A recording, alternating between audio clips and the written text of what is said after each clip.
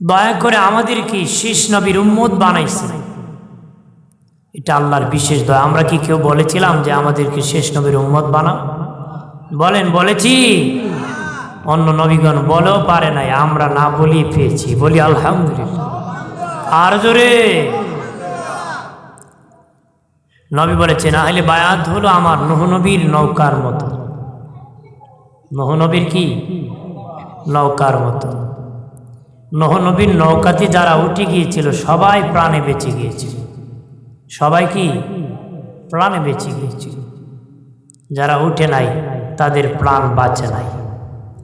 অনেকে কইছিল নূহ তোমার পানি কত হবে? নূহ নবীর ছেলের পিছনের যে হাড় আছে না, হাড়টি, এটা 80 গজ লম্বা আছে। কয় গজ? হ্যাঁ বেটা, নূহ তোমার বাবারে কয় তোমার পানি আর কত হবে? কিন্তু এত পানি হয়েছে, এক ঢেলা দিছে না, ডাড়া হয়ে গেছে, পাহাড়ের উপর দিয়ে পানি গেছে। তারা বলে পানি আমাকে পাবি না, গুহার ভিতর ঢুকছে। অনেক লোক আছে বিভিন্ন পথ বাহির করতে পারে, কিন্তু বাহির করলেও বাঁচা যাবে না। ওরা খুঁজেছে, গুহার ভিতর আশ্রয় নিয়েছে, ব্লক করে দিছে, বন্যার পানি ঢুকে না। কিন্তু আল্লাহ ওটু প্রস্রাব লাগাই দিছে। নিজে প্রস্রাব করতে করতে করতে করতে তার গুহা ভরে গেছে প্রস্রাবে। নিজের প্রস্রাব খেতে খেতে তার গুহাতে নিজে মরে গেছে। তাহলে পথ বাহির করছিল, বাঁচতে পারে। কিন্তু যারা নূহর নৌকা উঠেছে তারা সবাই বেঁচে গেছে। সবাই কি? সুবহানাল্লাহ বলেন না? আর জোরে। আমার দিনের নবী একটা চাদর মোবারক নিলেন, ইমাম হাসান হুসেনকে ডাকলেন, আলী আর ফাতেমাকে ডাকলেন। নবী নিজ চাদরের নিচে গেলেন। আমাদের একজন আম্মাজান ডেকে বলেন, নবী আমাকে ঢুকান না কেন গো? তাদেরকে ঢুকালেন, আমাকে ওই চাদরের নিচে ঢুকান। নবী বলে না না, ওরে আমার বিবি, তারা আমার আহলে বায়াত, আর তোমার তো ইজ্জত এমনি আছে, তুমি উম্মাহাতুল মুমিনুন। সুবহানাল্লাহ বলেন না? তুমি হলা উম্মতের মা, তোমার তো এমনি শান আছে গো বিবিরা। বিবি আর তারা আমার আহলে বায়াত। নবী বলেন সবার বংশ নির্ধারণ হয় ছেলে থেকে, আমি রাসূলুল্লাহর বংশ নির্ধারণ হবে আমার নাতি হাসান হুসাইন থেকে। আমার বংশ নির্ধারণ হবে আমার নাতি হাসান হুসাইন থেকে। আমার বংশ নির্ধারণ হবে আমার নাতি থেকে রে। নবী বলেন আমি দুটো নাম রেখেছি, হাসান হুসেইন। পৃথিবীর মানুষই নাম আগে জানত। আমি প্রথম আমার নাতিদের নাম এগুলা জান্নাতি নাম। নবী হাসান হুসেইনের নাম রেখেছি। ইমাম হুসেইন যেদিন পৃথিবীতে আগমন করেছে, উম্মে ফজল রাদিয়াল্লাহু তাআলা আনহা কুলে করিয়া আমার দিনের নবীর কুল মোবারকে দিয়ে দিছে। নবী কোলে উঠাইয়া কান্নায় ব্যঙ্গে পড়ে গেলেন। উম্মে ফজল রাদিয়াল্লাহু তাআলা আনহা ডেকে বলেন, নবীজি, নাতি পাওয়ার পরে খুশি হওয়ার কথা, আনন্দিত হওয়ার কথা গো নবী। আনন্দিত না হইয়া কান্নায় ভেঙ্গে পড়ে গেলেন। নবী বলেন, উম্মে ফজল গো, যখন আমার নাতিকে কুলে দিলা, আল্লাহর ফেরেশতা জিবরিল আসিয়া বলেছে, নবীজি গো, যাকে কুলে নিয়ে আদর করতেছেন, চুমুকাইতেছেন, ওই নাতিকে আপনার মুনাফিক উম্মতেরা কারবালার ময়দানে শহীদ করে দিবে। পৃথিবীর মানুষ গালে চুমু দিলে যে ভালোবাসা হয়, পৃথিবীর মানুষ জানতো না চুমু খেলে যে ভালোবাসা হয়। আল্লাহর নবী ইমাম হাসান হুসেনের গাল মোবারকে চুমু দিয়ে পৃথিবীর মানুষকে ভালোবাসা শিক্ষা দিয়েছে। গাল মোবারকে নবী চুমু দিয়ে পৃথিবীর মানুষকে ভালোবাসা শিক্ষা দিয়েছে। এখন কতখানে মানুষ চুমু দেয়? নবীজি শিক্ষা দিয়েছেন ভালোবাসা। নাতিকে এমন দাদা আছে চুমু খায় না, আদর করে না, আছে কি না? যে ছেলের টাকা আছে এই ছেলের নাতির বড় দাম। যে ছেলের টাকা নাই, ছেলের সন্তানের দাদা দাদির কাছে দাম নাই, ধুর ধুর করে তারা আছে না? জোরে বলেন না। যদি বলে দাদু একটু মজা দিবা, তোর বাপও জ্বালাইছে তুইও জ্বালাস। আর যে ছেলের টাকা আছে করে ভাই তোমার দিব না, তুই কারে দিব? জালিম দাদা দাদি। কথা বলেন। আমি বলে যাই রে, আরে মুসলিম জনতা, সুন্নি জনতা, ভালো করে শুনে নাও। যারা দাদা আছো, দাদি আছো, নানা আছো, নানি আছো, নাতি নাতুদেরকে আদর করবা, চুমু খাবারে আদর করবা নিঃস্বার্থে। নাতিদের ভালোবাসা আমি কথা দিলাম, বলে গেলাম রে, যদি আল্লাহর নবী নাতিদেরকে ভালোবেসেছে, শিখ হিসাবে তোমরা ভালোবেসে যাও বিনা স্বার্থে, আল্লাহর নবীর সাথে তোমাদের হাসরে দেখা হয়ে যাবে রে। তবে নবীর ভালোবাসায় হতে হবে। নবী নাতিদেরকে আদর করেছে, নবী আদর করেছে, নবীর সুন্নত হিসাবে আমি আমার নাতিদেরকে আদর করব না। মতলববাজি, মতলববাজি যে টেকা আছে হেরে ভালোবাসে, যার নাই তারে করে না। সুবিধাবাদী জিন্দাবাদ। কথা বলেন ঠিক কিনা? এর অভাব নাই তো, খালি সুবিধা। জোরে কন ঠিক কিনা? যত সুবিধা খুঁজে অত অসুবিধায় পড়ে মরে, কারণ ভালো না তো মতলব। আমার বানের বাবাদেব, আল্লাহ নবী, নবীর সন্তান ইব্রাহিমকে নিয়ে বসে আছেন, আরেক পাশে ইমাম হুসেনকে নিয়ে বসে আছেন। বাবাজি জিবরিল আসিয়া বলে, নবীজি একজনকে আপনি ছেড়ে দিতে হবেন গো। নবী বললেন, কেন? একজন ইন্তেকাল হয়ে যাবে।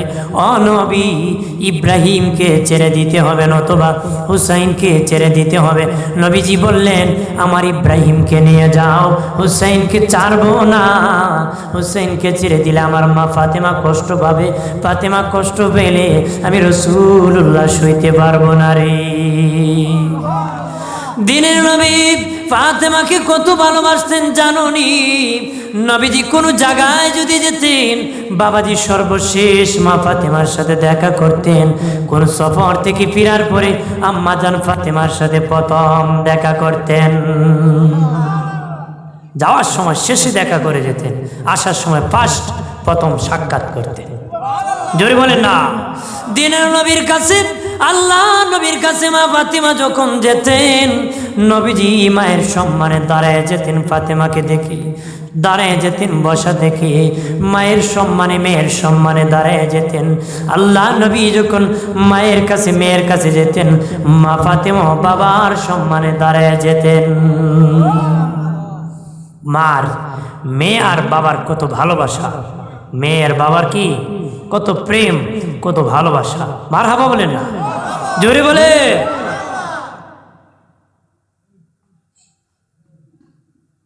পিছিয়ে কিন্তু শয়তানে ধরছে আনতে করে, এটা তো সে বলেন আল্লাহুম্মা সাল্লি আলা। পাকা আছে তো, অনেক পাকা আছে। আমরা আগে নেন, একটু আগে যাই, সামনে আগে গেলে ভালো।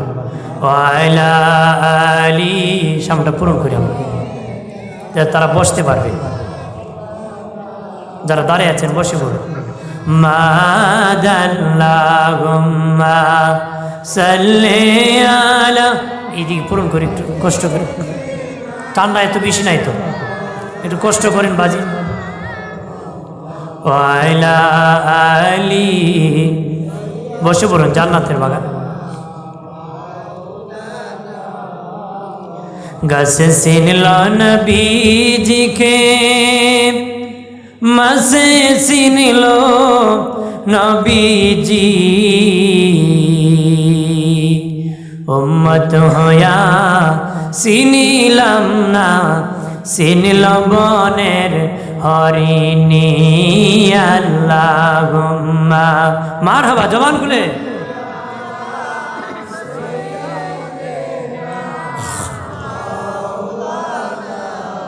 মুহাম্মদ ওয়ালা,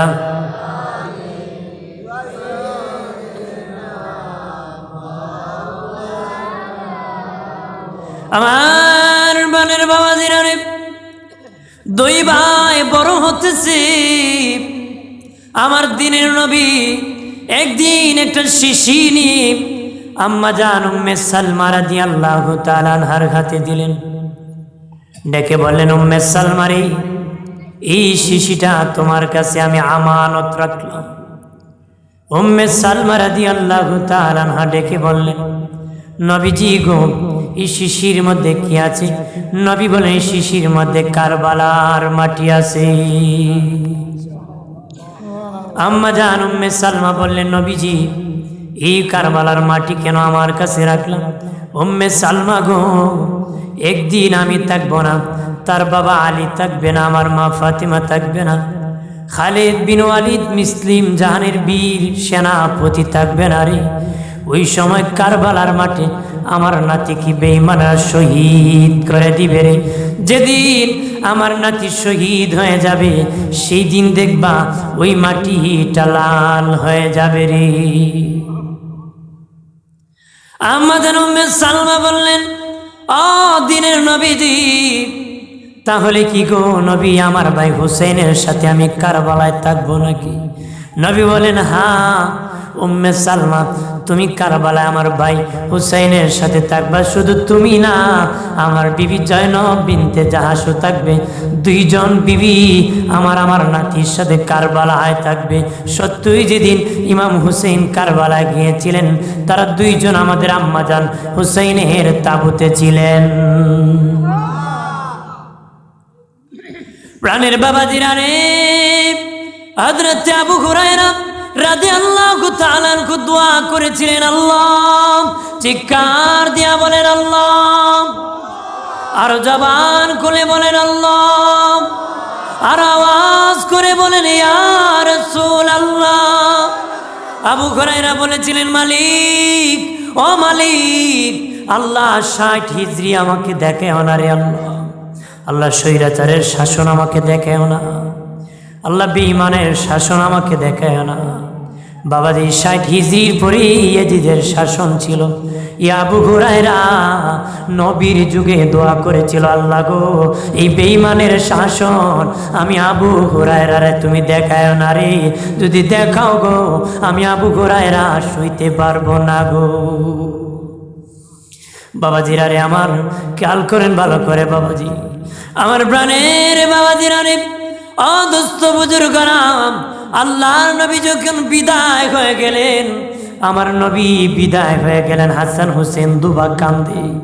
দুই ভাই ডাকিয়া বলে, মা, নানা কই গো, নানাকে কোথায় পাবো গো, নানাকে কোথায় পাবো?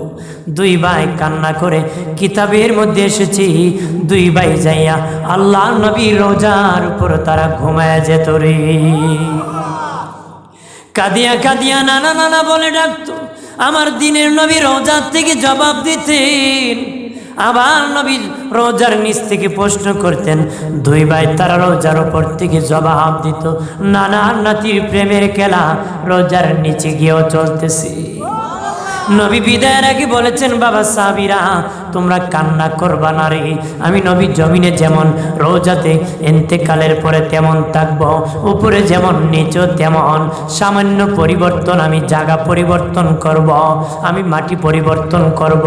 উপরে ছিলাম বাসস্থান, নিচে যেয়ে যাব, আগে উপরে বাসস্থান ছিল, এখন নিচে চলে যাবে। তোমরা আমার বিদায়ের পরে কান্না করিও না রে। যেমনি আমি নবী দুনিয়ায় থাকতে তোমরা মুসাফা করো, তোমরা যদি আমার আশিক হও, আমার সাথে মুসাফা চলবে। যেমনি আমার সাথে তোমাদের সাক্ষাৎ চলে, আমার আশিক হলে সাক্ষাৎ চলবে রে। আমার যেভাবে তোমাদের সরাসরি কথা চলে, আমার আশিক হলে কথা চলবে। সামান্য পার্থক্য এটি, উপরে আমার মাটি থাকবে রে। আরো জোরে বলেন না। বন্ধুরে আমার, নবী বিদায় হয়ে গেলেন। আল্লাহর নবীর বিদায়ের পরে দুইজন ব্যক্তি বেশি কান্না করেছিলেন। একজন হলেন হাফসি বেলাল। বেলালে হাফসি নবীর বিদায়ের পরে বেশি কন্দন করেছিল, কান্না করেছিল। আর একজন হলেন মা ফাতেমাতুজ জোহরা, বেশি চিল্লায় কান্না শুরু করেছিলেন। আল্লাহর নবী ফাতেমাকে কাছে নিয়ে কানাকানি কি বলেছে, মা ফাতেমা কান্না বন্ধ করে দিয়েছে। আম্মা জান আয়েশা বলেন, ফাতেমা তুমি তো অনেক কান্না শুরু করে দিয়েছিলে রে, কিন্তু নবী কি জানি কানাকানি বলার পরে কান্না বন্ধ করে দিলা। মা ফাতেমা বলেন আমার বাবা বলেছে মেয়ে কান্দিস না, আমি ইন্তিকালের পরে তুই মায়ের সাথে আমার প্রথম দেখা হয়ে যাবি, তোর সাথে আমার প্রথম দেখা হয়ে যাবে রে মা। আর আমার বিদায়ের পরে তোর সাথে আমার দেখা হয়ে যাবে। আগে যারা বিদায় হয় পরে যারা বিদায় হয় উভয় যদি জান্নাতি হয় তাদের দেখা হয়ে যায়। সুবহানাল্লাহ বলবেন না? আগে একজন মারা গেছে পরে একজন গেছে, আগের জন জান্নাতি হলে পরের জন জান্নাতি হলে দুইজনের সাক্ষাৎ হয়ে যায়। যেমন আম্মা জান খাদিজাতুল কুবরা বলেছিলেন, ও নবীজি আমার কয়েকটা আবদার গো নবী, নবী গো আমার ইন্তিকালের পরে পুরান জামা দিয়া কবরে নামাই দিবানি। নবী বলেন খাদিজা পুরান কেন দিব, নতুন জামাইতে আমি দিব। খাদিজা কো না না না নবী আমার নতুন দরকার নাই, পুরান দরকার। যেই বদন মুবারকে মশা মাছি বসে নাই ওই নবীর জামা মুবারক আমি খাদিজার দেহে লাগলে কোনো দিন আযাব কবরে নাজিল হবে না রে। হযরত খাদিজা বলেছিলেন, ও দিনের নবী সর্বপ্রথম আমার কবরের মাটি আপনি প্রথম দিবেন। আল্লাহু আকবার বলেন না। এরপরে বলেছিলেন নবী আমার কবরের পাশে গো দাঁড়ায় থাকবেন। আমি নবী কি নবী গো আমি কি পারবো নি মুনকার নাকির সওয়ালের জবাব দিতে পারবো? নবী দাঁড়ায় থাকলেন, বাবাজি দাঁড়ায় থাকলেন। আম্মা জান খাদিজার চেহারা মুবারক নবী কেবলার দিকে ঘোরায় দিতে চায় কিন্তু মাথা আসমান বরাবর হয়ে যায়। নবী টেলতেছে মাথা কেবলার দিকে, মাথা আসমান বরাবর হয়ে যায়। নবী ভয় পেয়ে গেলেন আমার খাদিজার প্রতি আল্লাহ কি নারাজ হয়ে গেল নাকি। আল্লাহ ডাকিয়া বলেন, জিবরাইল আমার হাবিব রে জানিয়ে দাও খাদিজার মাথা কেবলার দিকে থাকবে না রে। খাদিজার প্রতি এত খুশি আমি, খাদিজার চেহারা আমি আল্লাহর আরশে আজিম বরাবর থাকবে। হযরত খাদিজা বলেন, ও নবী কবরের পাশে দাঁড়ায় থাকবেন, আমি মুনকার নাকির সওয়ালের জবাব দিতে পারবো নি। নবী বলেন ঠিক আছে আমি দাঁড়ায় থাকবো। তবে রে খাদিজা তোমাকে বলে দেই তোমার ইন্তেকালের আগে আমার দুই বিবি ইন্তেকাল হয়েছে রে। তোমার ইন্তেকালের আগে আমার দুইজন বিবি ইন্তেকাল হয়েছে। তোমাকে যখন কবরে জিন্দা করা হবে আমার দুই বিবির সাথে তোমার দেখা হয়ে যাবে। আর আমার দুই বিবির সাথে দেখা হলে রে ও খাদিজা আমার দুই বিবি রে আমার সালাম কানি তুমি পৌঁছায়া দিও রে। আম্মা জান খাদিজা বলেন, ও নবীজি আমি জানি গো আমার আগে আপনার কোনো বিবি নাই, আমি খাদিজার আগে আপনি কোনো বিয়ে করেন নাই। দুই বিবি কারা গো, কাদের সাথে আমার সাক্ষাৎ হয়ে যাবে, কাকে আমি সালাম দিব?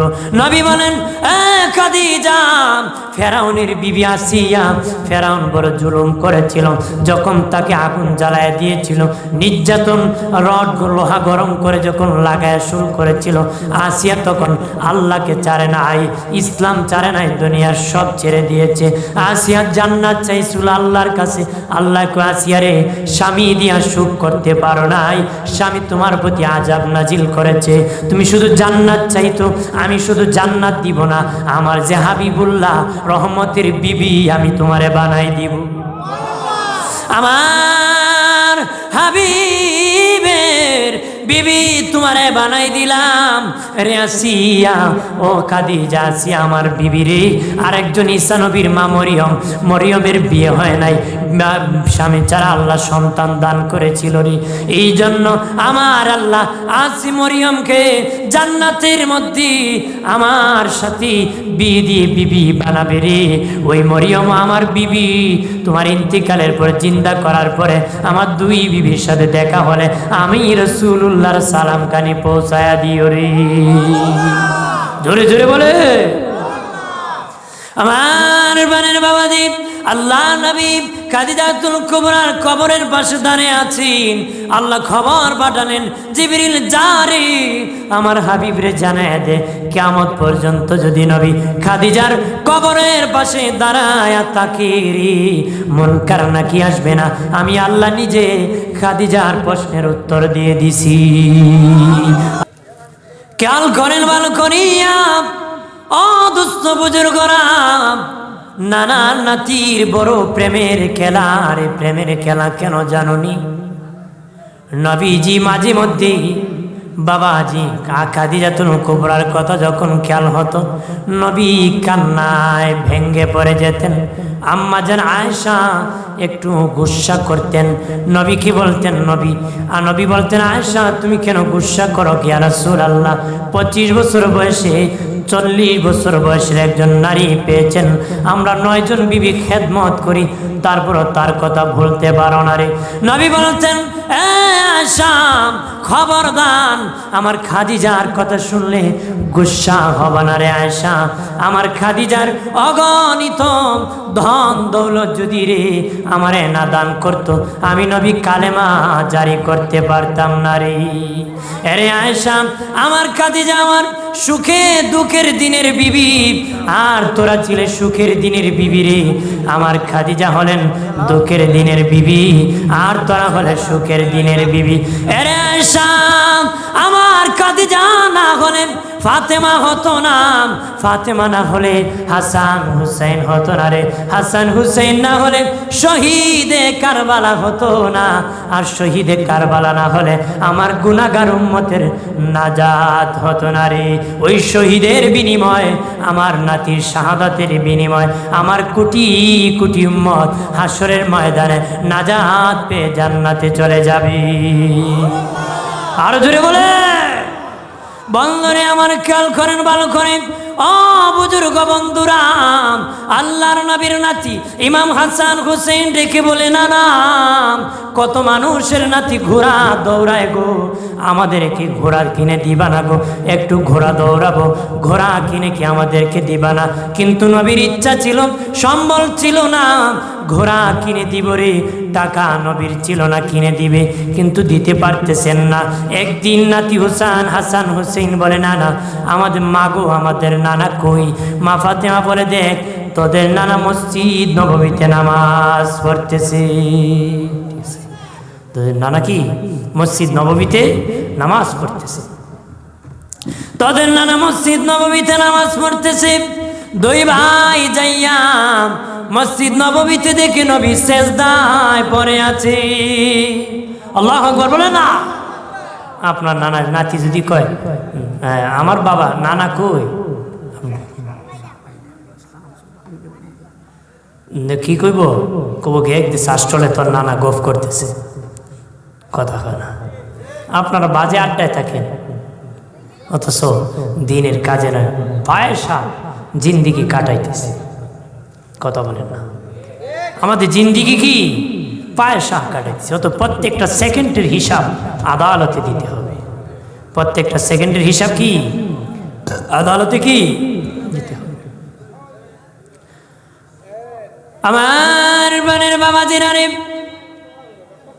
দুই ভাই যাইয়া মসজিদ নববীতে দিনের নবীকে দেখলো সেজদায় পড়ে আছে। এক ভাই আরেক ভাইকে ডাকিয়া কয়, বাইরে ঘোড়া দৌড়ানোর বড় শখ ছিল, নানা দেখি ঘোড়ার মতন পিঠ দিয়ে বসে আছে রে, সেজদায় পড়ে আছে। দুই ভাই যাইয়া ঘোড়ার পিঠে বসে থাকবো রে। মারহাবা বলে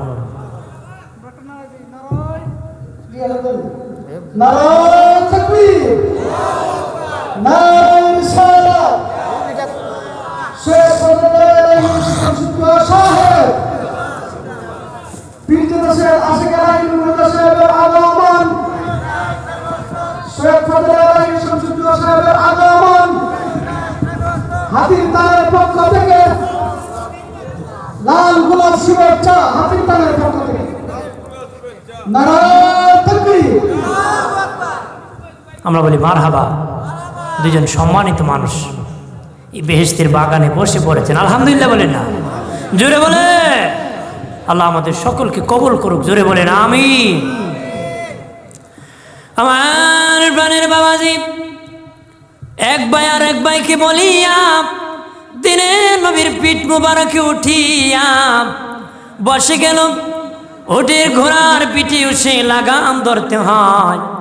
এক ভাই আর এক ভাইকে বলে, দেখ আমার নানার কত সুন্দর বাবরি চুল আছে রে, একজনে বাবরি চুলে ধরো, আরেকজন নানার কান মুবারকে ধরে। দুই ভাই, এক ভাই কান মুবারকে ধরছে, আরেক ভাই বাবরি মুবারকে ধরিয়া ঘোড়া চালাচ্ছে।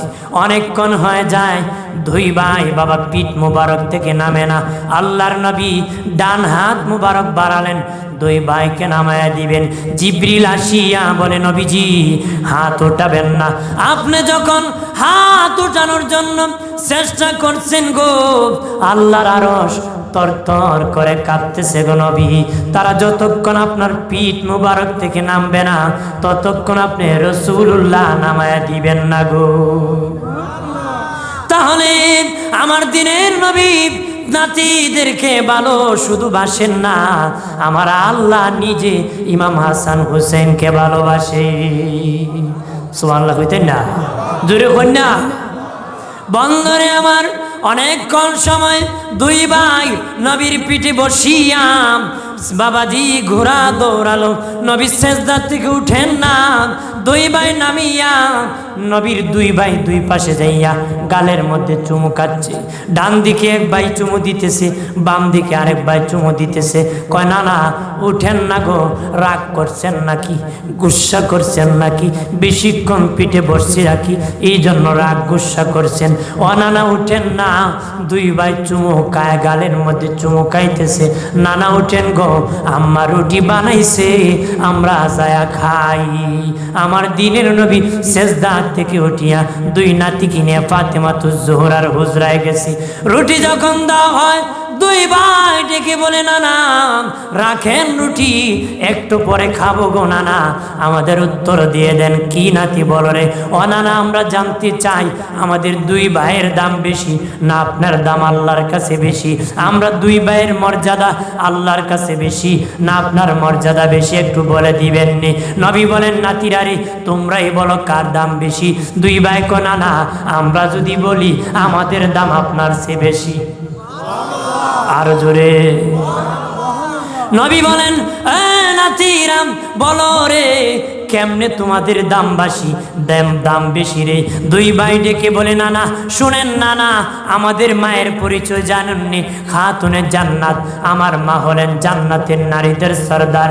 বাবাজি জান্নাতের নারীদের সর্দার হবেন বাবা দুইজন, নারী দুইজন জান্নাতের সর্দার হবেন, পুরুষ চারজন জান্নাতের সর্দার হবেন। বাবাজি মুরব্বীদের সর্দার হবেন আবু বকর উমর, মুরব্বীদের সর্দার জান্নাতে হবে। যুবকদের সর্দার হাসান হুসেন জান্নাতে হবে। আর বাবাজি মা ফাতেমার, খাদিজাতুল কুবরা, মা ফাতেমার মা খাদিজাতুল কুবরা, আসিয়া আর মরিয়ম, তারা চারজন জান্নাতে নারীদের সর্দার হবে। তিনজন নবীর বিবি, একজন নবীর মেয়ে ডেকে বলে, ও নানা আমাদের মা জান্নাতের সর্দার। নানা জানতে চাই গো, আপনার মা কোন জান্নাতের সর্দার? আমার নবী ডেকে বলেন, নাতিরাম আরো বলো পরিচয়। তারা ডেকে বলে, নানা আমাদের বাবার পরিচয় জানুনি? আসাদুল্লাহিল খালিদ, শেরে খুদা আলী, 800 ওজনের কাপড়ের টুকরা ঢাল ভাঙ্গে। আমার বাবা ঘিট ভেঙ্গে কাপড়ের টুকরা ঢাল ভেঙ্গে যুদ্ধ করেছে। আমার বাবা সম্পর্কে আপনি বলেছেন, আনা মদিনাতুল ইলমি আলিহুম বাবুহা, আপনি এলেমের শহর, আমার বাবা হলো এই শহরের দরজা। ও বাবা, নানা আমার বাবা যুদ্ধের সেনাপতি গো নানা। ও নানা আপনার বাবা কোন যুদ্ধের সেনাপতি? নবী বলেন, নাতিরাম আরো পরিচয় বলো রে। নাতিরা ডেকে বলেন, নানা আমাদের মায়ের পরিচয় শুনে নেন, আমাদের নানির পরিচয় শুনেন। নানির পরিচয়, আমার নানি আপনি যখন ইসলামের জন্য দাওয়াত দিবেন, আমার নানির যত ধন সম্পদ ছিল গো নানা আপনাকে দান করে দিয়েছে।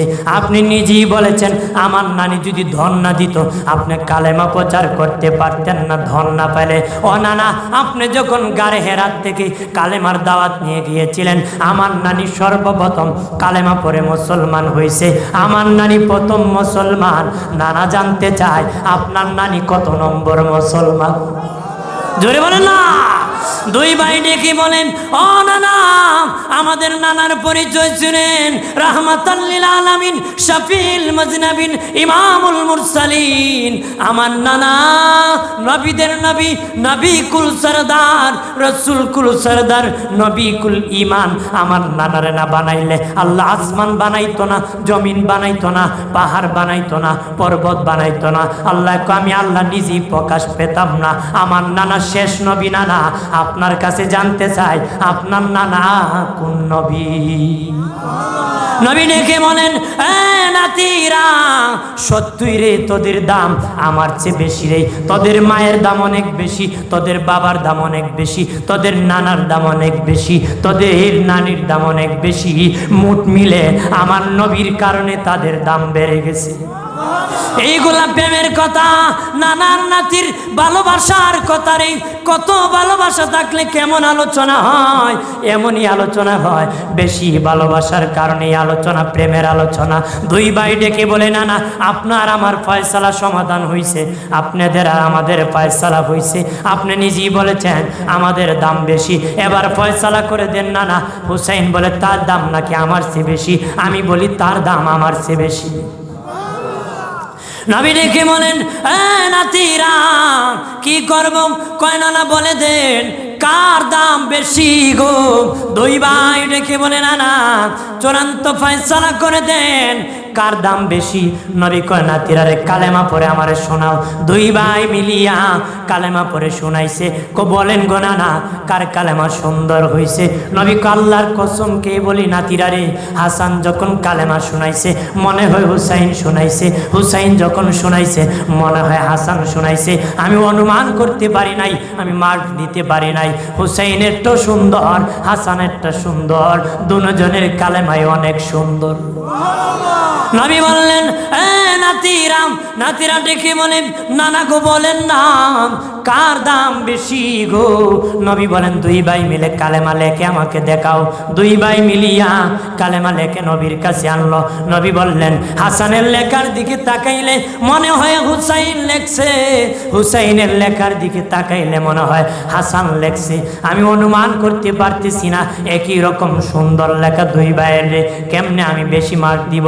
জিবরিল আস, নবী বললেন, ও আমার ভাই হাসান হোসেন রে, তোমরা দুই ভাই দাঁড়িয়ে যাও, যে লম্বা হবে তার মর্যাদা আল্লাহর কাছে বেশি হবে। নবীজি ভাবছেন, হাসানের হুসাইনের তুলনায় হাসান 11 মাসের বড়, হাসান একটু উঁচু হবে, একটা সমাধান দিয়ে দিব।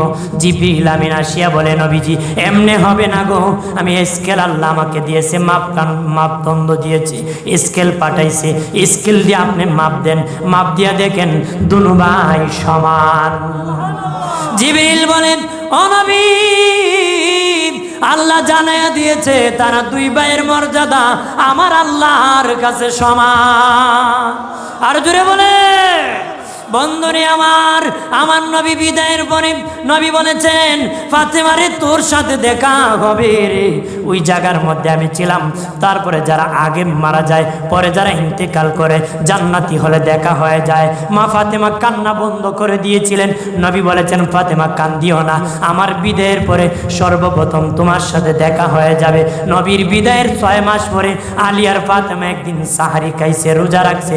আলী গেছে মসজিদে নামাজ পড়ানোর জন্য, ফাতেমা তো যোহরা ফজরের নামাজ পড়তেছে। হযরত আলী রাদিয়াল্লাহু তাআলা আনহু, শেরে খুদা আলী রাদিয়াল্লাহু তাআলা আনহু আসিয়াম অন্যদিন দেখতেন মা ফাতেমা তাসবিহ পড়তেছে আর নামাজের প্রস্তুতি গ্রহণ করতেছে। কিন্তু এই দিন বাবাজি নামাজের মুসল্লা থেকে উঠে গেছে, আটার কাই করতেছে, বাবাজি কাপড় ধুইতেছে। মা ফাতেমাকে আলী ডেকে বলেন, বিবি ও ফাতেমা, অন্যদিন তো তুমি নামাজের বিছানায় পাই, আজকে কেন আটার কাই করতেছো, কাপড় কেন ধুইতেছো? ডাক দিয়া বলে, স্বামী রে, জীবনে অনেক আটার কাই করেছি, আজকে জীবনের শেষ আটার কাই করছি। জীবনে অনেক কাপড় ধুয়ে দিয়েছি, আজকের জীবনের শেষ কাপড় ধুইব। আমার আব্বার সাথে আমার দেখা হয়েছে, আমার বাবা বলেছে, মারে আলীর সাথে সাহারি খাইছো রে, আমি বাবার সাথে জান্নাতে তুমি ইফতার করবারে। তোমার স্বামী আলীর সাথে তুমি সাহারি খাইছো, আর আমি তুমি বাবা রহমতের নবীর সাথে জান্নাতে তুমি ইফতার করবা। ওরে আমার স্বামী, নিশ্চিত ইফতারের আগে আমি ইন্তেকাল হয়ে যাব, এই জন্য শেষমেশ আমি করতেছি। দুই ভাই আসিয়া বলে, মাগো নানার রোজার পাশে ছিলাম, আমার নানা বলেছে নাতিরা যা যা তোর মায়ের কাছে যা, তোর মা বিদায় হয়ে যাবে রে, আমার সাথে কথা বলতে পারবে, মায়ের সাথে আর দেখা হবে না, মায়ের দরবারে যা। ও মা, কই যাইবা গো মা, কোথায় যাইবা? আমাকে নিবা না, ভাইয়াকে নিবা না, আব্বুকে নিবা না, কাউকে নিব না রে, একবারে জীবনের শেষ চলে যাব, জীবনে অনেক গোসল করাইছি, ওরে ভাই তোদেরকে সন্তানেরা বাবারা তোদেরকে জীবনের শেষ গোসল করাবো।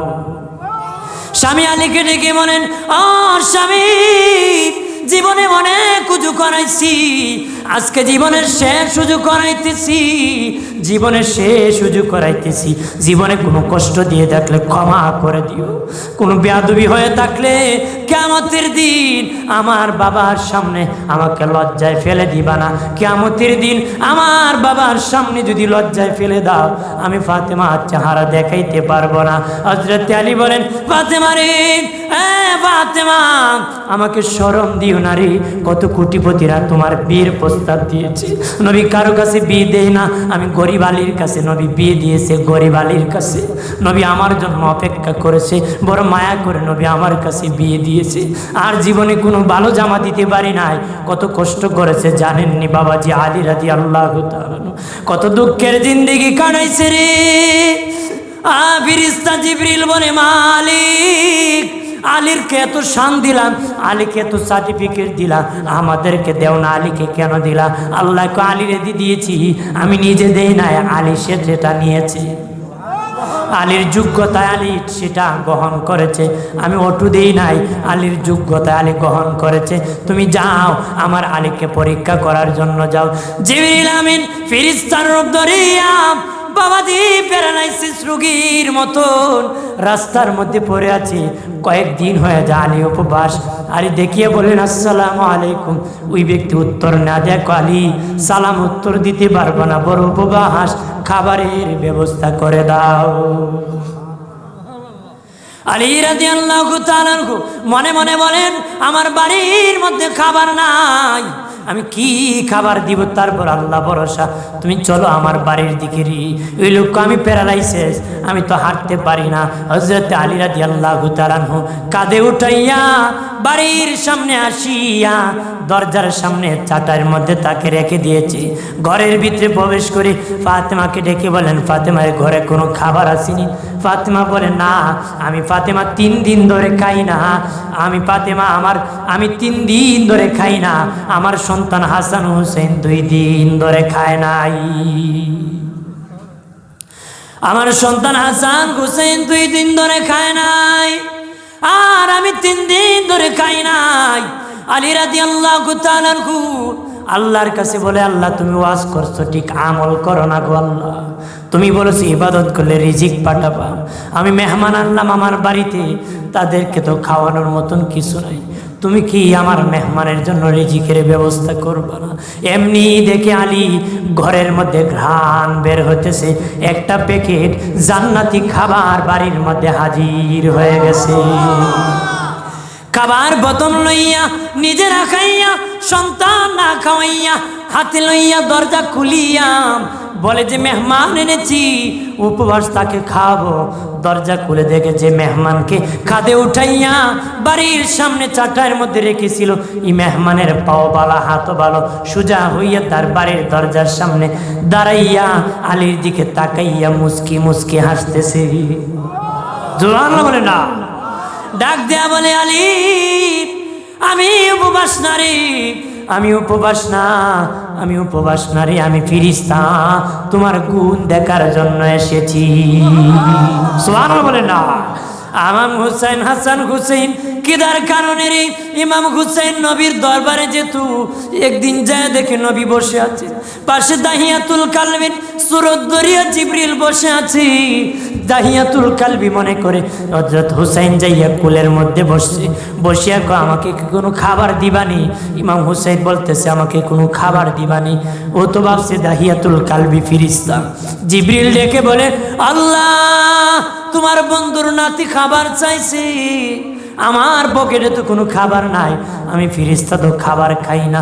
আল্লাহ বলেন ফেরেশতা আমার জিবরিলের পকেটের মধ্যে জান্নাতি আঙ্গুর দিয়ে দে রে। এমনি দাহিয়াতুল কালবির সূরতে জিবরিল ফেরেশতা সাহাবী হিসেবে বসে আছে, পকেটে হাত বাড়াইয়া হাত ঢুকাইয়া আঙ্গুর বার করিয়া কয় হুসাইন তুমি খাও। হুসাইন কয় তুমি বড় কিপটা, তোমার আঙ্গুর আমি খাবো না রে। সুবহানাল্লাহ কইতেন না? এরে দাহিয়াতুল কালবি তুমি বড় বকিল, তুমি জানো আমার নানা উপবাস, তোমার পকেটে খাবার তাকিয়া তুমি খাওয়ান দেও নাই, আমি উপবাস খাবার দেও না রে, তুমি বড় বকিল, তোমার খাবার আমি খাবো না। একটু কাকুতি মিনতি করতেছে হুসাইন তুমি খাও। সে বলে হুসাইন বলে ঠিক আছে আমি খাবো, তুমি আমার সাথে খাইতে হবে। ফেরেশতারা খাইতে জানে না, খাওয়া লাগে না। আল্লাহ কয় আমার বন্ধুর নাতি খাইতে হবে। জিবরিল একটা আঙ্গুর ফুল মুখে দিয়ে তুমি একটু নাড়াচাড়া করো, এই পাকে আমার বন্ধুর নাতি খেয়ে ফেলবে। বানেন ও বাবাজি, মা ফাতেমাতুজ জোহরা শেষ জীবনের গোসল করালেন, নিজে স্বামীকে উজু বানালেন, নামাজের বিছানার মধ্যে বসে গেলেন, দুই হাত বাড়াইয়া আল্লাহর দরবারে বলেন মালিক আল্লাহ গো আমার সন্তানরা শহীদ হবে, তাদের শাহাদাত তুমি কবুল কইরো, আমি ফাতেমার জিন্দিগির আমল সব কবুল কইরো গো আল্লাহ, এর বিনিময় আমার বাবার গুনাহগার উম্মতকে ক্ষমা করে দিও। এইভাবে জ্বর বাড়তেছে, আরো জ্বর বাড়তেছে। ডাক দিয়া বলে স্বামী আলী আমি মরে গেলে বেগানা কাউকে খবর দিবা না রে, আমাকে রাতের অন্ধকারে তুমি দাফন করে দিবা রে। মা ফাতেমাতুজ জোহরা ইফতারের আগে বিদায় হয়ে গেলেন বাবাজি, জান্নাতে বাবার সাথে ইফতার করলে। আর জোরে বলে আর রাতে লাশ লইয়া হাসান হুসেন ছোট্ট আলী তো একা খাটিয়া নিতে পারে না, দুই ভাই খাটিয়ায় ধরতে পারে না, ছোট্ট মানুষ বিপদে পড়ে গেলেন, খাটিয়া কেমনে দাফন করবা? বাবা চিন্তায় পড়ে গেল আলী। এমনি নবীর সাহাবী আবু জার গেফারি হাজির হয়ে গেছে। হযরত আলী বলে আবু জান তোমাকে কে দাওয়াত করেছে? বিনা দাওয়াতে কেন তুমি উপস্থিত হইলা? আবু জার বলে আলী রে বিনা দাওয়াতে আসি নাই, দাওয়াত পেয়ে আমি হাজির হইছি রে। হযরত আলী বলেন এ আবু জার তোমাকে কে দাওয়াত করেছে? আবু জার গেফারি বলে আবু জার গেফারি কেমন সাহাবী, নবীর এত আশেক, নবীর পাশনে নবী নবী বলে এদে কাটায় দিছে, এত আশেক ছিল জীবনে নিজের জন্য একটা ঘর বানানোর সময় পায় নাই। ওই আবু জার গেফারি বলে আরে আলী এশারের নামাজ পড়িয়া আমি যখন ঘুমায় গেলাম আমার নূরের নবী আসিয়া আবু জার রে আমার মায়ের লাশ লইয়া আমার আলী বিপদে পড়েছে, যা যা আমার মায়ের জানাজায় শরীক হ, আমার মায়ের লাশ ধরিয়া দাফন করে দে। নবী আমাকে দাটিয়ায় অংশগ্রহণের জন্য দাওয়াত করেছে। হযরত আবু জার গেফারি খাটিয়া ধরিয়া কবরে নামাই দিছি। আমাদের দেশে অনেক ভণ্ড মৌলবীরা বলে কবরে যখন নামাইয়া দিয়েছিল তখন নাকি আবু জার গেফারি বলেছিল রে মাটি তোর মধ্যে দিয়ে রাখতেছি, উনি হলেন নবীর মেয়ে, উনি হলেন খাতুনে জান্নাত, উনি হলেন হাসান হুসাইনের মা আলীর বিবি। এইভাবে নাকি হযরত আবু জার বলেছিল। মাটি নাকি উত্তর দিয়েছিল আমি নবীর মেয়ে চিনি না, আমি হাসান হুসাইনের মা চিনি না। একটা বুয়া কথা বাবা, কবরের আযাব বর্ণনা করতে একটা মিথ্যা কথা আমাদের দেশে প্রচার করে, এটা মিথ্যা কথা। কবর চিনে না, এটা কত হলো আসমানের ফেরেশতারাও চিনে। সুবহানাল্লাহ বলে না, আর কবরের মাটি চিনবে না। মা ফাতেমাকে আল্লাহ নিজে সালাম দিয়েছে, জোরে বলেন সুবহানাল্লাহ। এটা ভুয়া কথা। কবরের আযাব কইতে কইতে আমরা দেশে অনেকে, আমরা সুন্নি দাবিদারও অনেকে দেশে কইতে কইতে খুব নানায় বিনায় কয়, এটা ভুয়া কথা। একজন আল্লাহর ওলি নিজে বলেছেন, উনি বলেন আমি ফাতেমার সাথে দেখা হয়েছে, আমি জিজ্ঞেসি, উনি কইছে মিথ্যা কথা। সুবহানাল্লাহ কইতেন না। মাটি বিলি চিনে না, আল্লাহ চিনে, মাটি চিনে না। মাটির বাবারও ক্ষমতা নাই, আর কিছু উল্টা পাল্টা কারণ মাটিও কার গোলাম? আমার প্রাণের বাবাজি, দুই ব্যক্তি ইন্তেকালের পরে কবরের মাটি মেশক হয়ে গিয়েছিল। একজন হলো মহিলা আর একজন হলো পুরুষ। পুরুষের মধ্যে ইমাম বুখারী রাহমাতুল্লাহ আলাইহি কবরের মাটি মেশকের ঘ্রাণ বের হয়েছিল। মহিলাদের মধ্যে খাতুনে জান্নাত ফাতেমাতুজ জোহরার কবরের মাটি থেকে মেশক বের হয়েছিল রে বন্ধুরে আমার। ও বাবাজি, মা ফাতেমা বিদায় হয়ে গেলেন। নানা নাই, মাও নাই, দুই ভাই। বাবা আছে হযরতে আলী, কুফার মসজিদে নামাজ পড়ার জন্য গিয়েছে। শর্ট করে দিচ্ছি, বাবা কুফার মসজিদে নামাজ পড়তে গিয়েছে। ফজরের নামাজের ইমামতি শুরু করছেন। প্রথম রাকাত শেষ, দ্বিতীয় রাকাতের দ্বিতীয় সেজদা যখন শেষ হবে, আলীর প্রতি অতর্কিত আঘাত শুরু হয়ে গেল। অতর্কিত আঘাত করতে করতে গো 81টা আঘাত পর্যন্ত আমার হুজুরের আদরের সাহাবীর গায়ের মধ্যে করা হয়েছে। 81টা আঘাতের পরে হুজুরের আদরের সাহাবী আলী ইবনে আবি তালিব রাদিয়াল্লাহু তাআলা আনহু নামাজের মধ্যে শাহাদাতের পেয়ালা পান করেছে। বাবাজি, মাও নাই, মাও নাই, দুই ভাই বড় মন মরা, দুই ভাই বড় মন মরা। আমার দিনের নবী বলেছেন, আমার বিদায়ের পরে খেলাফত থাকবে 30 বছর, আমার খলিফা থাকবে 30 বছর, খলিফা খেলাফত থাকবে 30 বছর। এরপরে মুলকিয়াত এসে যাবে, রাজত্ব এসে যাবে, রাজা বলা যাবে, আমির বলে যাবে, আমার খলিফা বলা যাবে না। হযরত আলী যেদিন শাহাদাত বরণ করেছিলেন, 30 বছর পূরণের 6 মাস বাকি ছিল রে। কয় মাস?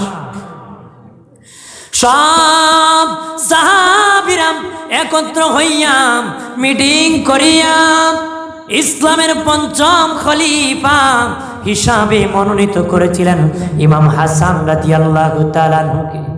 এই জন্য ইসলামের পঞ্চম খলিফা হলেন হাসান রাদিয়াল্লাহু তাআলা আনহু।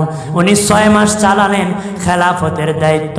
এখন মুলকিয়াত এসে গেছে, রাজত্ব এসে গেছে। বাবাজি, কিছু লোক বলল যে গদিতে হযরত আলীর পরে বয়োবৃদ্ধ মুআবিয়া রাদিয়াল্লাহু তাআলা আনহু। কেউ বললেন না, আলী এই হাসানই থাকবে। নবীজি নিজেই বলেছেন, আমার উম্মতের মধ্যে 2টা দল হয়ে যাবে, হকপন্থা। আমার নাতি নিজেই 2 দলকে একত্র করে দিবে। ইমাম হাসান ডাকিয়াম মুআবিয়া রাদিয়াল্লাহু তাআলা আনহু আনিয়া বললেন, আমার কয়েকটা চুক্তির বিনিময়ে আপনাকে গদি দিয়ে দিব। 1 নম্বর চুক্তি হলো, আমার বাবার সাথে আপনার ভুল বুঝাবুঝি, ইহুদিদের মুনাফিকদের ইবনে সাবার চক্রান্তে পরে আপনারা 2 জন ভুল বুঝাবুঝিতে একটা যুদ্ধ হয়েছিল। আর সেখানে আমার বাবার পক্ষে অনেক লোক এখনো বেঁচে আছে। আপনি ক্ষমতা পাওয়ার পরে তাদের বিপক্ষে অ্যাকশন নিতে পারবা না। উনি সই করলেন, ঠিক আছে আমি করব না। এরপরে বললেন, আমার আপনার ইন্তেকালের পরে গদির মালিক আমি হাসান হব, সই করে দেন। উনি সই করে দিলেন। আমি হাসান না থাকলে হুসাইন আমার ভাই গদির মালিক, এই মর্মে সই করে দাও। বাবাজি দিয়া ইমাম হাসান মদিনায় চলে গেলেন।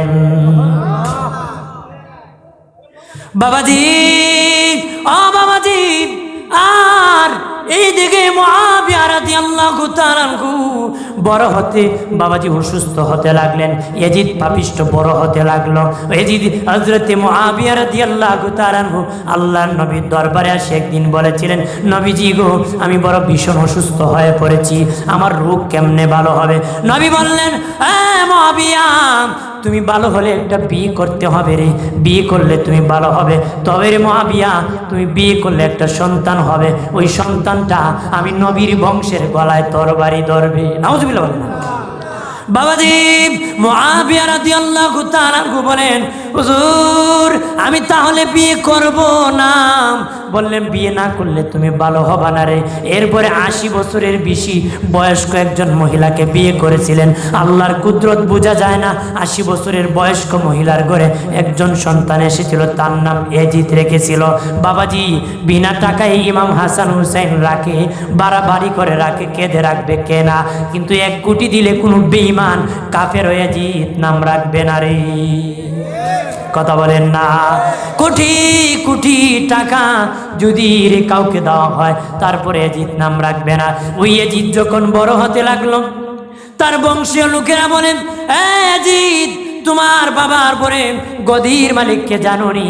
আমার বাবার পরে আমি গদির মালিক। কয় না না, হাসানের সাথে চুক্তি, হাসান হলো গদির মালিক, তুমি যদি হাসানকে হত্যা না করো গদির মালিক হতে পারবা না। বাবাজি হাসানকে হত্যা করার জন্য, শহীদ করার জন্য চক্রান্ত লাগালো। এজিদ কার ছাত্র জানোনি? ইহুদিদের ছাত্র। এজিদের গৃহশিক্ষক ছিল একজন ইহুদি। নাউজুবিল্লাহ বলেন না।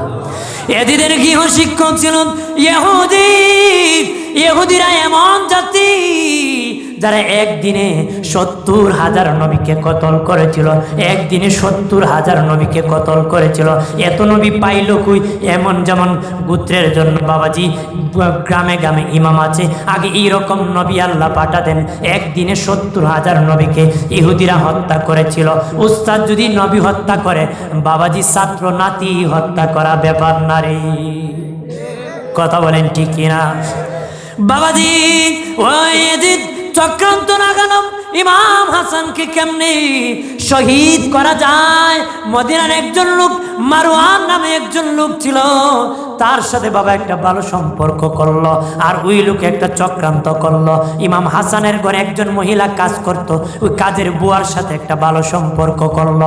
ইমাম হাসানের 2 জন বিবি ছিলেন, একজন বড় আর একজন ছোট। ছোট বিবির বয়স কম ছিল, আকল কম ছিল বাবা। ওই ছোট বিবির সাথে কাজের মেয়ের একটা চক্র মিল হয়ে গেল। চক্রান্তের শিকার হইয়া ইমাম হাসানকে একদিন বিষের পেয়ালা দেওয়া হয়। নাউজুবিল্লাহ। ইমাম হাসান রাদিয়াল্লাহু তাআলা আনহু ঘুম থেকে উঠিয়া পেরেশানি হইয়া বাবাজি ওই ভাবছেন পানি আসি, বিষ খেয়ে ফেললেন। বাবাজি দৌড়াইয়া আল্লাহর নবীর রওজা শরীফ গেলেন। নবী হাত বুলাইয়া দিলেন। ডাক্তারের ডাক্তার নবী, কবিরাজের কবিরাজ। হাত বুলাইয়া যেতে দেরি, ইমাম হাসান ভালো হতে দেরি হয় নাই। 2 নম্বর দিন হুবহু এইভাবে ভালো হলেন। 3 নম্বর দিন কাজ গোড়া করিয়া বাবাজি বিষের মধ্যে দিয়ে দিল। ইমাম হাসান খেয়ে ফেললো, রক্ত বমি হওয়া শুরু করলো। ছেলে কাশেমকে ডাক দিয়া বলে, বাবা কাশেম রে, আমার ভাই হুসেন কই? তাড়াতাড়ি আনলি, আমি চলে হয়ে যাব, বিদায় হয়ে যাব রে। কাশেম যাইয়া দেখি নবীর দরবারে ইমাম হুসেন বসে বসে কান্না দোয়া করতেছে। বলে, চাচ্চু গো, আমার আব্বার অবস্থা বড় খারাপ, তাড়াতাড়ি দৌড়ায় চলে যাও। আসিয়া বলছি ইমাম কাশেমকে ডেকে বলে, হাসান বাবা কাশেম রে, আমার ভাই যদি বিপদে পড়ে যায়, তুমি থাকতে যেন আমার ভাই কোনোদিন বিপদে না পড়ে রে। রে ভাই হুসাইন, 2 ভাই জোরের কবুতরের মতন বাস করতেছি। দুশ্মনের অভাব নাই, দুশ্মনের অভাব নাই রে, খুব সাবধানে চলিও। শত্রুর অভাব নাই, এই ময়দানে খুব কষ্ট করে চলতে হবে। আমার ছেলে কাশেম যেদিন বড় হবে, তোমার মেয়ে সকিনা যেদিন বড় হবে, আমার ছেলে কাশেম যেদিন বড় হবে, তোমার মেয়ে সকিনা যেদিন বড় হবে, আমার কাশেম রে তুমি জামাই বানায়ো রে। এই বলি ইমাম হুসাইন হাসান হুসেনের গলায় ধরিয়া চির বিদায় দাও হে আমায়, ও ভাই হুসেন রে, ডাকিতেছে নানাজি আমায়। ও ভাই রে, সে সালাম দিয়া আমি বিদায় হয়ে যাই।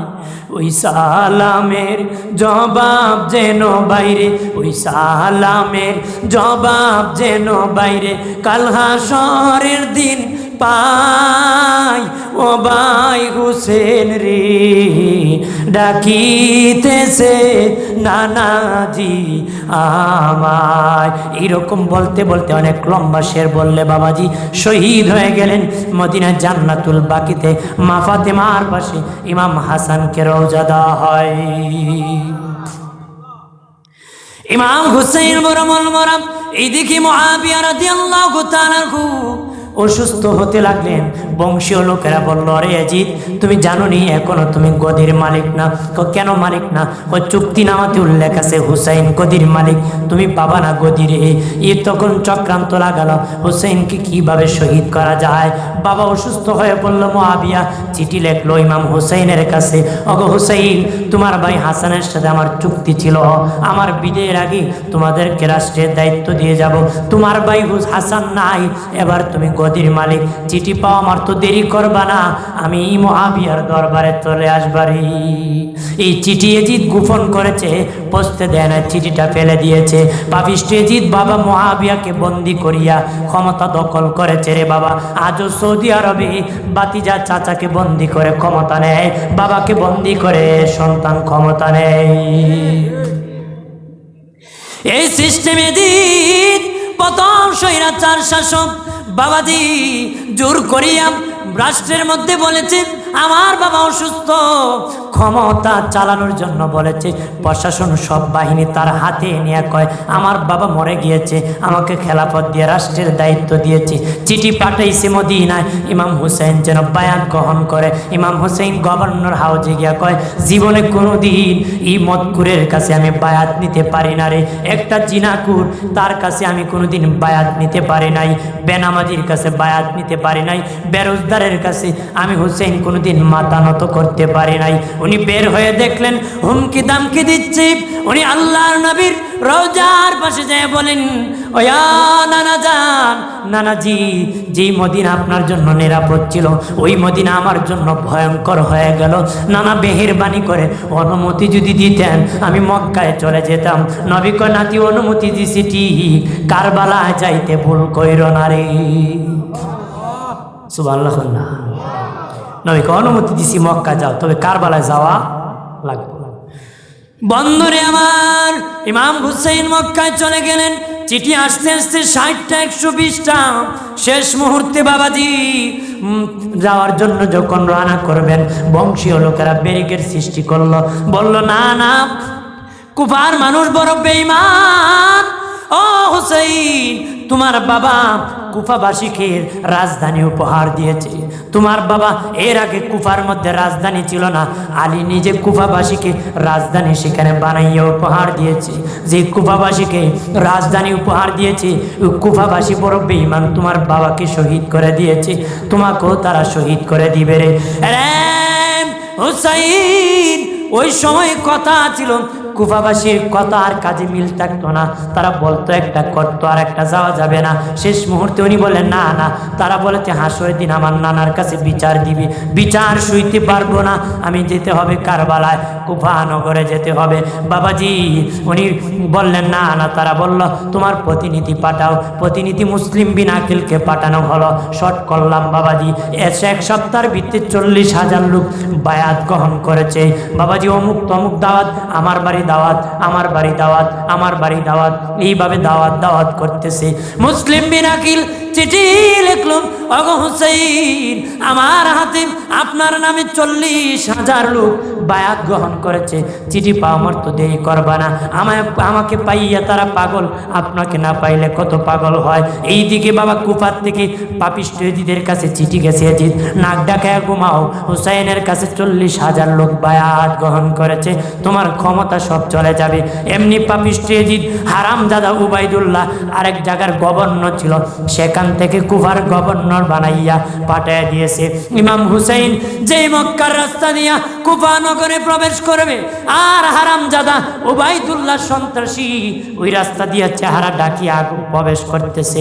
কুফাবাসী আসতে হুসাইন আসতেছে, মারহাবা ইয়া হুসাইন দিচ্ছে, আর হারামজাদা চেহারা ডাকিয়া বাবা গভর্নর হাউজে ঢুকে গিয়া কয়, আরে সেখানের গভর্নর আমি, ওই দেখো আমাদের ইয়াজিদ আমাকে ট্রান্সফার তোমাকে দিয়েছে, তুমি অন্য জায়গায় গভর্নর হবা, আর আমাকে এখানে গভর্নর বানাইছে। চেহারা কুলিয়া কয়, কুফাবাসীর শুনেছি তোমরা আমিরুল মুমিনিন ইয়াজিদকে বাদ দিয়া হুসাইনের কাছে নাকি বায়াত নিতেছ, একটাও রাখবো না, যদি কেউ রে হুসাইন বলে তাকবীর দিবা, জীবন তোদের শেষ করে দিব রে। নাউজুবিল্লাহ বলেন, কয় আমিরুল মুমিনিন, নাউজুবিল্লাহ বলেন না। একটা নাপাক লোক মুসলমানের তুই বলা যায় না। কথা বলেন ঠিক কিনা? বন্ধুরে আমার খেয়াল করেন ভালো করিয়া, ও বাবাজি, দুস্থ বুজুর্গরাম ইমাম হুসাইন যখন আগমন করলেন, এইদিকে মুসলিম বিন আকিলকে শেষ করে দিচ্ছে বাবা তার সন্তানদেরকেও। এইদিকে ইমাম হুসাইন বলে একটা জায়গায় যখন আসলাম, গোড়ার পাও দেবে গেল, কাটতে গেলাম কষ বের হয় না, রক্ত বের হয়। মাটি খনন করতে গেলাম, পানির বদলা রক্ত বের হয়। বোন জয়নব ডেকে বলে, ভাই রে, জীবনে অনেক জায়গায় গিয়েছি, এমন জায়গা দেখি না। কেমন জায়গা? কয়টি ভয়ঙ্কর জায়গা। আমার নানা বলেছেন আমি যেখানে শহীদ হব গোড়ার পাও দেবে যাবে, কাটলে কষ না বের হয়ে রক্ত বের হয়, মাটি খনন করলে রক্ত বের হবে রে। আরে বোন, এটি আমার কারবালা, শহীদ হয়ে যাব রে। তাবু টাঙ্গালেন রাতের অন্ধকারে বাবা। তার 9 তারিখ দিবাগত রাত্রিতে বললেন, আরে আমার সঙ্গী সাথীরা, বলে দে রে, আমার সঙ্গী সাথীরা আমাকে সে শহীদ করে দিবে, তোমাদের কাউকে মারবে না, তোমরা যেদিকে যে রাস্তা পাও সেই দিকে তোমরা চলে যাও। তারা বলে, না না ও হুসাইন, তোমাকে বিপদে ফেলে আমরা যেতে পারি না রে, কোনোদিনও যাব না রে, কোনোদিনও আমরা যেতে পারি না। যদি চলে যাই দিনের নবীর সামনে, কিয়ামতের দিন কেমনে আমরা মুখ দেখাবো, কোনোদিন আমরা ফেলে যেতে পারবো না রে। 9 তারিখ দিবাগত রাত্রিতে বাতি নিবু করে তারা একটু ঘুমায় গেল। আম্মা জান শাহার বানু বলেন, ঘুমায় গেলাম বাবাজি, ঘুমায় গেলাম। উনি বলেন, স্বপ্নে দেখলাম একজন মহিলা আওলা বেশে, পাগল নির্বেশে কারবালার ময়দান ঝাড়ু দিতেছে। আমি বললাম, মা তুমি কে গো? উনি কো আমারে পরিচয় দিলে চিনবানি, আমি হলাম হুসাইনের মা, হযরতে ফাতেমা। মারে ও মা, কেন গো এই কারবালার ময়দানে রাতের বেলা আওলা বেশে পাগল নির্বেশে ঝাড়ু দিতেছ? ডাক দেয়া কয়, মা আগামীকাল তোর ঘরে কান্নার রোল বসে যাবে, আগামীকাল তোর ঘরের মধ্যে তুই রারি হয়ে যাবে। আমার বাবা হুসাইন ওই ময়দানে গড়াগড়ি করবে রে, আমার বাবা এই ময়দানে ছটপট করবে, পাথর আমার বাবার দেহের মধ্যে লাগবে, ব্যথা পাবে। আমি মা পাথরও যেন না থাকে, কণাও যেন না থাকে, জান্নাত থেকে কারবালার ময়দান ঝাড়ু দিতেছি। আম্মা জান শাহর বানুর ঘুম ভেঙে গেল। ঘুম থেকে উঠিয়া উজু বানাইয়া আল্লাহর কালাম তেলাওয়াত শুরু করে দিলেন। বাবাজি আর বিনয় কাঁদতেছেন, কান্নার সুর উঁচু হয়ে গেল। ইমাম হুসেনের ঘুম ভেঙে গেল। বিবির কেন কান্দ? আম্মার সাথে দেখা হয়েছে, আমার ঘর নাকি আগামীকাল কালি হয়ে যাবে, কান্নার রোল বসে যাবে। ও স্বামী, এই আগামীকাল আপনি নাকি ওই জায়গায় শহীদ হয়ে যাবেন। ইমাম হুসাইন কো, বিবি এটা নতুন কথা না, এটা পুরান কথাই। আমার নানা বলেছেন আমি কারবালায় শহীদ হয়ে যাব। বন্ধুরে আমার, ওযু বানাইয়া সবাই নামাজ পড়তেছেন। তাবুতে আজান হয়েছে, ইয়াজিদের তাবুতে হয়েছে, হুসাইনের তাবুতে হয়েছে নামাজ শেষে। বাবাজি ও বাবাজি, ইমাম হুসাইন রাদিয়াল্লাহু তাআলা আনহু ইয়াজিদ বাহিনীর উদ্দেশ্যে একটা ভাষণ দিয়েছিলেন ওই কারবালার প্রান্তরে। রে ইয়াজিদ বাহিনী, শুনে নাও ভালো করে, তোমরা তো আমি তোমাদের কোনো ক্ষতি করি নাই, আমার কেন ক্ষতি করতেছো তোরা? আমি তো তোমাদের কোনোদিন কোনো ক্ষতি করি নাই, আমি তো আওলাদের রাসূল, আমি তো তোমাদেরকে কোনোদিন ডিস্টার্ব করি নাই রে। এই দেখো আমি তো এমনি আসি নাই, তোমরা আমাকে দাওয়াত করেছো। তারা কয় না আমরা দাওয়াত করি নাই। এই দেখো চিঠি অমুকের বেটা অমুক, কয় না এই চিঠি আমাদের না। নাউজুবিল্লাহ বলে না, তারা কোনো মতেই মানে না। ইমাম হুসেন ডেকে বলে, ইয়াজিদ বাহিনী, তোমরা যদি কেউ যদি আমার নানার সান্নিধ্যে দিয়ে থাকো, আমার নানা কি বলে নাই, আল হাসানু ওয়াল হুসাইনু সাইয়্যিদা শাবাবিল আহলিল জান্নাহ, আমার নানা কি বলে নাই আমি হুসাইন জান্নাতের সরদার হব রে। তোমরা যদি ইয়াজিদ বাহিনীর সৈন্যর কাছ থেকে ত্যাগ করে আমি হুসাইনের দরবারে আসতে পারো, আমি হুসাইন কথা দিলাম তোদেরকে না নিয়ে জান্নাতে যাব না রে। তারা কেউ আসে নাই বাবাজি। যুদ্ধ শুরু হয়ে গেল। কেমনি যুদ্ধের মধ্যে যখন কেউ হুসাইনের গোষ্ঠীর সাথে হুসাইন বাহিনীর সাথে পারতেছে না, তারা কমল্লক যুদ্ধ, একজন একজন করে জেহাদ করবে। ইমাম হুসাইন বলে আমি বুঝতেছি তোদের চালাকি, তোরা চাস আমাকে নত করবে, না না নত হব না, একজন একজন করে জেহাদ করব। যেতে যেতে সকলে চলে গেল। ইমাম হুসেন শেষে যখন গেলেন, চতুর বাবাজি ইমাম হুসেনের সাথে কোনো বেঈমান পারতেছে না। তারা নিয়ে দেখলো ইমাম হুসেন সকলকে হত্যা করে দিবে। তারা মিটিং করে বাবাজি চতুর্দিক থেকে তীর মারা শুরু করলো, চারদিক থেকে তীর মারা শুরু করলো। তীর মারিয়া আমার নবীর আদরের নাতি ইমাম হুসেনকে কারবালার ময়দানে শোয়াইয়া দিল। ইমাম হুসেন যখন শুয়ে গেলেন কারবালায়, দুষ্ট শিমর উঠিয়া ইমাম হুসাইনের বুক মুবারকে উঠে বসে গেল। নির্যাতনের একটা সীমা আছে, যাদের কারণ দুনিয়া বানালো যে নানার কারণ, তাদের পিঠে বুকে উঠে বসে যা। ইমাম হুসাইন ডেকে বলে, শিমর রে, তুই কালো ডুরা কাটা কুকুর, আমার নানা তোর পরিচয় আমার কাছে দিয়ে গেছে রে, তুই আমার গর্দান কাটবি রে। ওরে শিমর, তুই আমার গর্দান কাটবে, আমাকে অনুমতি দে, আমি 2 রাকাত নামাজ পড়ব। সর্দি হলে নামাজ ছেড়ে দে, কাশি হলে নামাজ ছেড়ে দে, বেশি জ্বর হলে নামাজের কাছে না। শত শত তীর আর চাকুর আঘাত নিও। ইমাম হুসেন বলে 2 রাকাত নামাজ পড়বি। 2 রাকাত নামাজ যখন শেষ করে দিবি, শিমরকে তারা ডাকিয়া কয়, শিমর, নামাজ পড়েছে, ক্ষমতা বেড়ে যেতে পারে রে, আবার কেউ তার সাথে নাও পারতে পারে, আবার চাপা দিয়া ধর। এমনি বুকে উঠিয়া গলায় যখন ছুরি চালাবে, ইমাম হুসেন কো, শিমর তোর জীবন শেষ হবে, আমার মাথা কাটতে পারবে না রে। কেন জানোস রে, এই হলকুম মুবারকে আমার নানা জান শতবার চুমু খেয়েছে রে। যে জায়গায় আমার নানার টুট মোবারক লেগেছে, ওই জায়গার মধ্যে আমার নানার টুট মোবারক লেগেছে, তুই গলা কাটতে পারবে না। আমার মাথা যদি নিতে হয়, উপুত করে মাথা কাট, তাড়াতাড়ি কর। আমার নানারা বাবা, আমার মা কারবালায় আসিয়া ডাকে, আমার নানাকে হুসাইন আসছে তোরে জান্নাতে নেওয়ার জন্য, আমি নানা কারবালায় হাজির হয়ে গেছি। ওরে শিমর, তাড়াতাড়ি কর। বাবাজি মাথা আলাদা করে দিল। বাবা, জুলুমের তো একটা সীমা আছে। মাথা আলাদা করার পরে কি আর কি লাগে নাকি? বাবাজি আরো কত নির্যাতন করেছে। যে হুসাইন জীবনে কোনোদিন হাঁটুর উপর কাপড় উঠায় নাই, হুসাইনের জুব্বার পাঞ্জাবি লুঙ্গি টানিয়া টানিয়া খুলে নিছে রে। ইমাম হুসাইনকে উলঙ্গ করে দিয়েছে, তার লাশের উপর ঘোড়া দৌড়াইছে।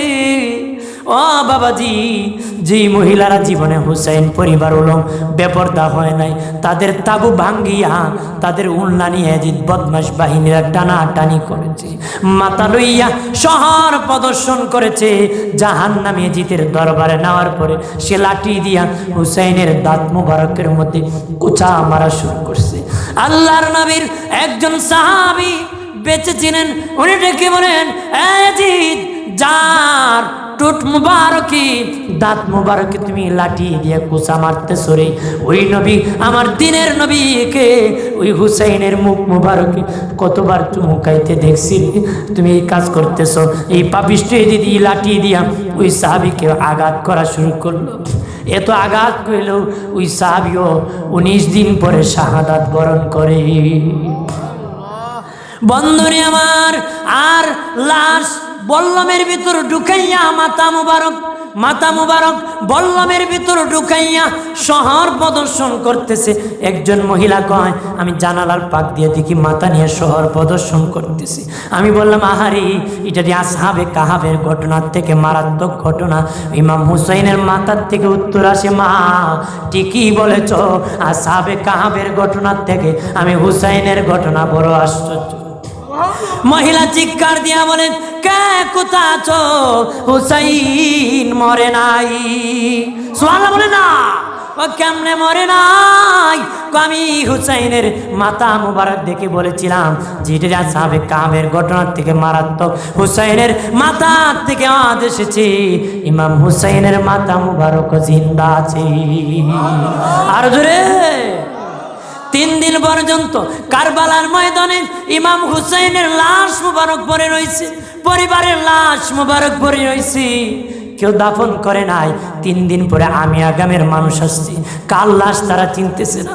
হঠাৎ করে একটা যুবক ঘোড়া দৌড়াই আসছে, আসিয়া এটা হুসাইনের লাশ, আলী আকবরের লাশ, আব্বাস সালামদারের লাশ, ওহাবের লাশ, এইভাবে বলে দিচ্ছে।